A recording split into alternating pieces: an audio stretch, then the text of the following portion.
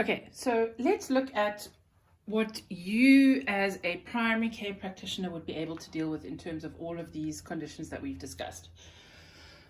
Okay, so if someone's coming in with a urinary problem that is as a result of a stroke, or tumor, multiple sclerosis, or dementia, you are probably not going to be able to help with that in the first instance. If there's been a consultation with like a neurologist or a geriatrician or whatever, and you can do continued care, that's great.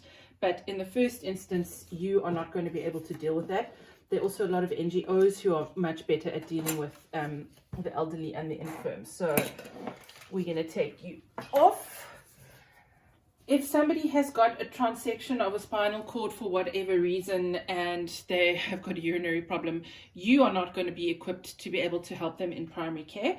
You can, if they have been consulted by a tertiary care specialist or whatever, maybe they need ongoing in-out catheterization or whatever, cool, you can do that. But in the first instance, this is definitely going to be referred. You cannot handle at primary care any of these issues that are relevant there. Chronic renal failure, there's nothing you can do about chronic renal failure in primary care, so that's going to have to be referred. Goodbye. Diabetes, you can certainly help with diagnosing it, helping the glucose be controlled, dietary advice, all of that stuff. But you're not going to be able to help somebody who's got bladder issues because of ongoing diabetes. So you can help with the lifestyle stuff and sugar control, but with the actual symptom of a bladder problem and diabetes, nope, that's not for you. Detrusor instability, overactive bladder, that is something that you can help with in primary care, and in the next segment of the video we will talk about how. This mucosal stuff, these irritations here. So obviously you can deal with a UTI with your eyes closed by now.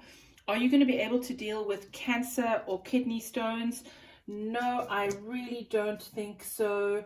So we're going to take those off. And we're left with a UTI. Are you going to be able to deal with a bladder injury or a fistula because of a seizure or a cancer or a whatever? Most certainly not. Those have got to go. Thank you for coming. Are you going to be able to deal with pelvic floor dysfunction? Yes, you actually can deal with pelvic floor dysfunction. So what you can see from that is that it's the actual inside the bladder stuff that you can do something about in primary care. And in the next segment, we're going to talk about how to deal with these various problems. Everything else you would need to refer.